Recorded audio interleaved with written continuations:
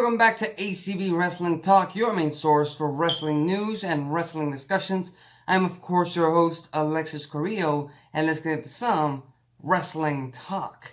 And last night's Raw was a pretty weird one, to say the least, because it was quite eventful. It wasn't run-of-the-mill. It wasn't so much a routine to watch Monday Night Raw. It actually felt like you were watching, pro wrestling and enjoying it. At least that's how I felt, because, quite a few things happened last night leading on to Survivor Series, and it makes sense, seeing that it is the go-home show to Survivor Series for the Red Brand. But that doesn't mean I still don't have any thoughts or any opinions on what transpired last night on Raw. For one, the Women's Raw team was announced, and just like I predicted, Charlotte Flair is going to be leading that team, tagging up with Natalya, Sarah Logan, Kairi Sane, and Asuka, the WWE Tag Team Champions.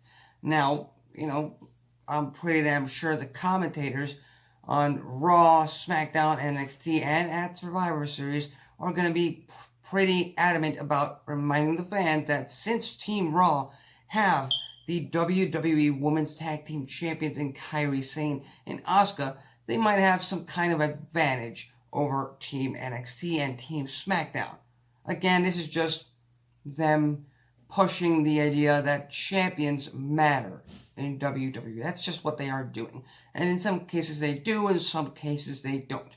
We just have to wait and see what Sane and Asuka do at Survivor Series, because their recent heel turn and heel run could pretty much put Team Raw in jeopardy and pretty much have them, Sane and Asuka, turn on their teammates at Survivor Series.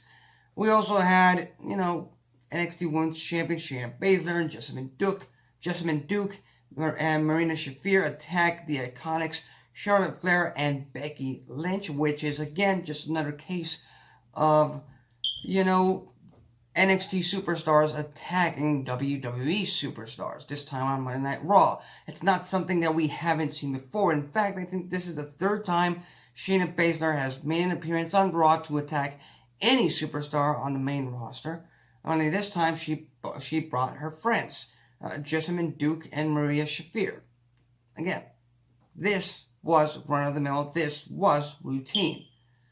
We also got the announcement that the WWE Championship match between Brock Lesnar and Rey Mysterio is now going to be no holds barred. That's right, ladies and gentlemen.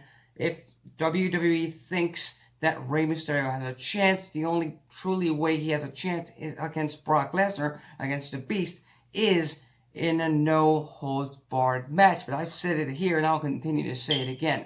This Sunday, Rey Mysterio has 1% chance of walking out the WWE Champion. And the only reason I give him 1% is because anything is possible. Anything in professional wrestling is possible. The thing is, I just don't see it. I think Brock Lesnar is going to beat the hell out of Rey Mysterio, going to decimate him, going to vanquish him, going to brutalize him. That's just that. It won't hurt Rey Mysterio. There's just too much of a size difference for fans to really lay that on Rey Mysterio for weeks and months to come. That's just what it is. No holds barred. That's just something to make fans believe that Rey Mysterio has a chance against Brock Lesnar, which, in my opinion, he doesn't. We also got another chapter in the Lana Lashley Rusev mess of a storyline, where Lana has filed for divorce from Rusev. Okay. She got a restraining order on Rusev, which would make more sense if it wasn't just for the state of Massachusetts, because that's just valid for last night, I believe. Is she just going to go to every Monday Night Raw and get a restraining order every single week against Rusev? That seems like a pain in the butt. And, as they usually do, Lana made out with Lashley at the end of the segment, which I'm not complaining about.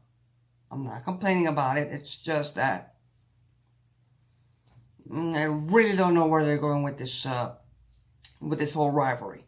Lashley, yeah, he seems like a ladies' man, but he's being manipulated by Lana. And honestly, who wouldn't? But, Lashley, we've seen him in Impact Wrestling. We've seen how dominant he can be in that ring. Why isn't he a part of the main event of Monday Night Raw or of WWE? Why not? I think they're wasting his potential right now. Rusev, they're making him look like a complete idiot. Like a complete idiot husband, like a complete idiot wrestler. And honestly, if they want to give us sympathy for the character of Rusev, it's very hard to do so because he still seems to be in love with Lana, who is just clearly, at least to me, unredeemable at this point. She just is.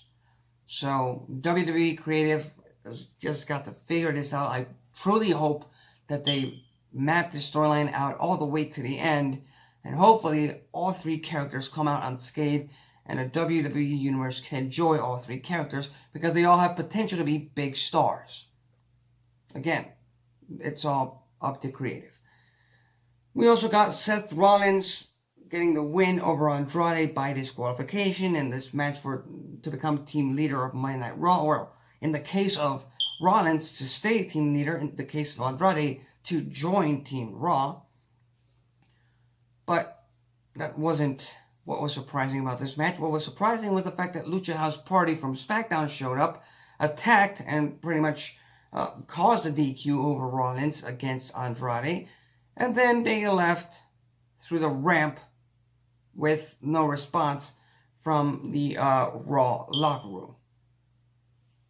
And like I said, that just makes no sense because it's not Team Raw plus Team SmackDown versus Team NXT. No, it's Team Raw versus Team NXT versus Team SmackDown. And SmackDown superstars just attacked Raw superstars, and well, where the hell was the rest of the Raw locker room? Again, creative. We also got Buddy Murphy and Aleister Black set the feud. Again, I'm enjoying what WWE are doing, giving us this slow burn build up to guys like Ali, to guys like Buddy Murphy, to guys like Chad Gable, like Humberto Carrillo in the past, like Cedric Alexander, who I think they should bring him back. And they really got to do a lot more with Aleister Black. They got to put him over. Not just in these stupid backstage segments that do nothing for his character. They've got to do something with him in that ring, whether it be wrestling in actual important matches or having important promos. But they've got to do something with the character of Aleister Black, which again has the potential to be one of the greatest on WWE television if given the chance. Pardon me. And then to close out the show, and this will lead up to my second segment right here on Wrestling Talk, we had Triple H tried to convince Kevin Owens to join Team NXT. First of all, did we even get a winner in that Kevin Owens versus Drew McIntyre match? Because I believe Triple H just came out of nowhere and interrupted the match, and nothing seemed to happen. There seemed to be no winner out of it. And of course, Triple H manipulating and trying to convince Kevin Owens, and he had, I believe, the Undisputed Era once again coming out on Monday Night Raw and Surratt in the ring and threatening to attack Kevin Owens, only for the rest of the Raw locker room to come out, as well as some members of the SmackDown locker room to come out. And, we end this entire Monday Night Raw show with a 3-brand all-out brawl, which, again, trust me, it won't be the last this week.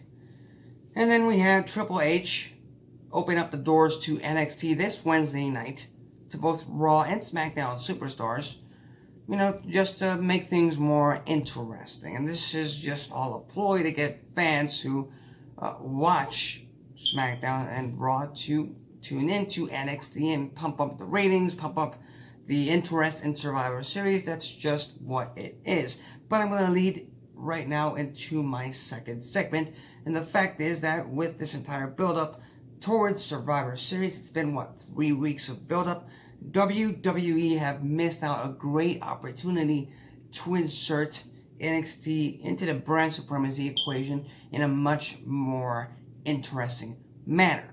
instead of, again, the very first time NXT was written into a storyline on SmackDown, due to the circumstances, it made sense for NXT to show up and not necessarily cause havoc, but show themselves off to the grander WWE universe. Okay, but it should have stopped there. That very first night on SmackDown, when most of the roster was stranded in Saudi Arabia, NXT should have just showed up, proved that they are some of the best superstars on WWE's employment list, and then just walked away. Nothing. No attack on no Raw superstars or no SmackDown superstars. Just prove to them that you could be on the same level. Prove to them that, you could beat them on one-on-one encounters, 2-on-2 tag team matches. Prove that to them. Walk away. And then, in the following episodes of Raw and SmackDown, have the major representative of NXT, the backstage guy, the executive of NXT, Triple H, show up on Raw and SmackDown and try to convince superstars to, go back to NXT. In this case, superstars who made their name in NXT, who were very successful in NXT, who were former NXT champions.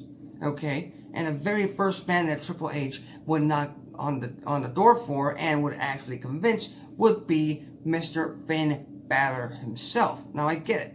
October 2nd, they wanted to make a splash. Finn Balor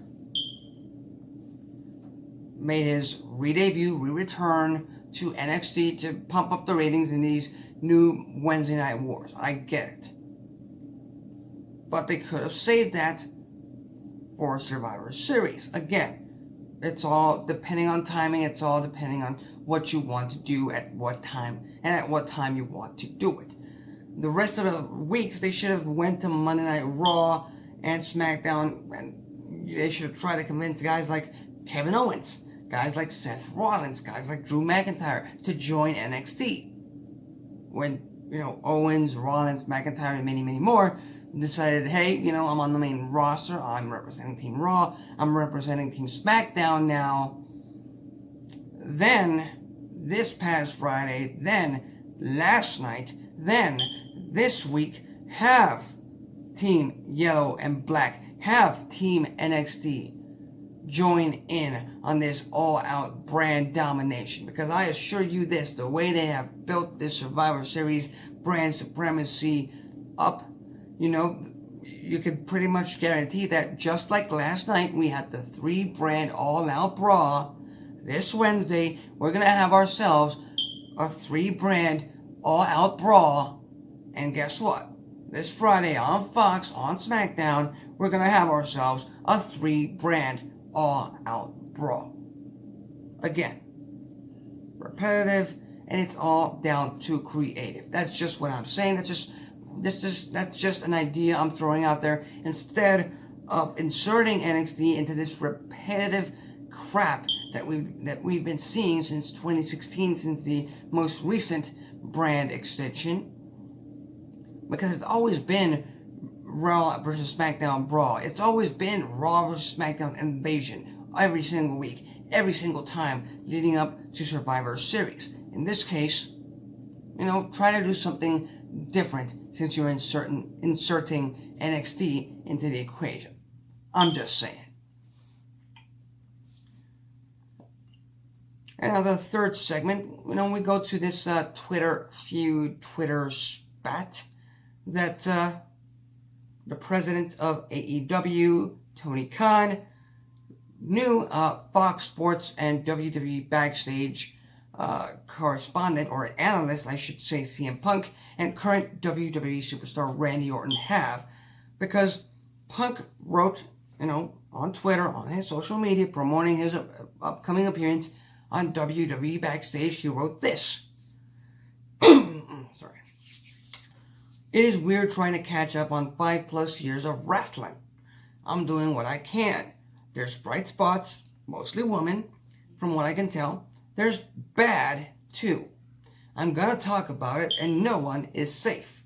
Join us, Renee Young, WWE on Fox, Booker T 5 times, 5 times, 5 times, 5 times, 5 times, Real Page WWE, Vince McMahon, and he also tagged AEW President Tony Khan for some reason.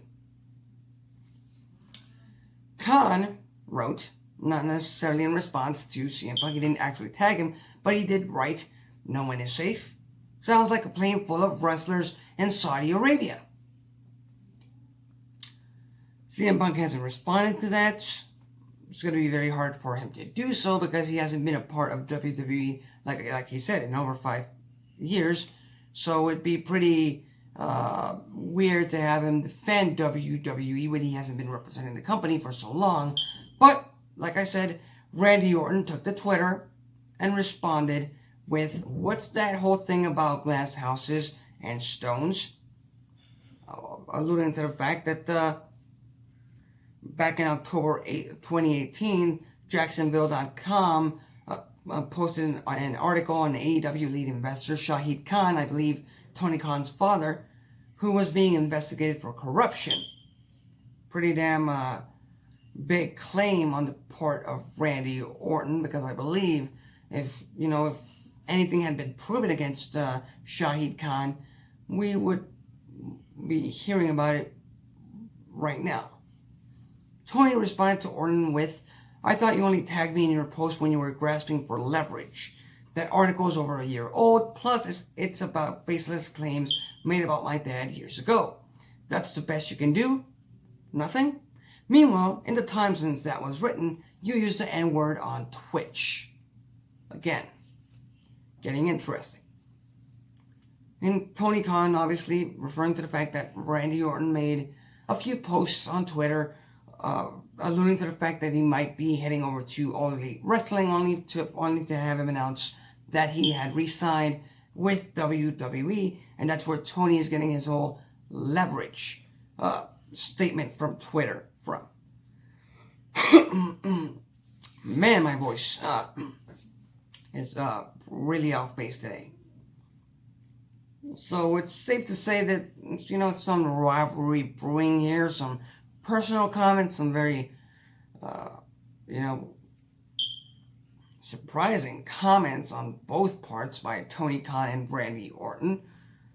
But again, this is a Twitter feud. This is a Twitter spat. We're most certainly not gonna see this spill into Dynamite or Raw, only then just maybe one offhand line by Randy Orton on Raw and some other superstar on Dynamite.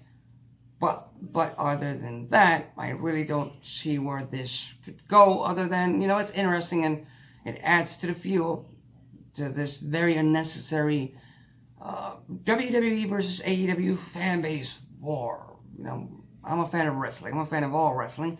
So I'm not necessarily a fan of just WWE or just a fan of AEW. So let's just, just calm each other down and just support wrestling for what it can be and what it is today, which is a lot of brands putting on shows, putting on entertainment for you, the wrestling fan, and let's just enjoy that. And I'm only saying that because this upcoming segment involves, I believe, a current AEW referee, current AEW official, Earl Hebner, calling out WWE. Maybe not directly, but he did say that he doesn't feel like a prisoner in AEW. He recently spoke to Wrestling Inc., where he stated, and I quote, "It doesn't feel like you're in prison here. You've got more leeway and it's more relaxing. It felt like you were in a prisoner in WWE, but not in AEW. This is just a more laid-back company, and at my age, this is great for me." Like I said, adding more to this entire nonsensical brand, company, corporate feud between AEW and WWE. All I have to say is the main reason AEW doesn't have any kind of system in place, or it's not as or rather it's as laid back as it is instead of WWE, it's because WWE has been in business for over 60 years.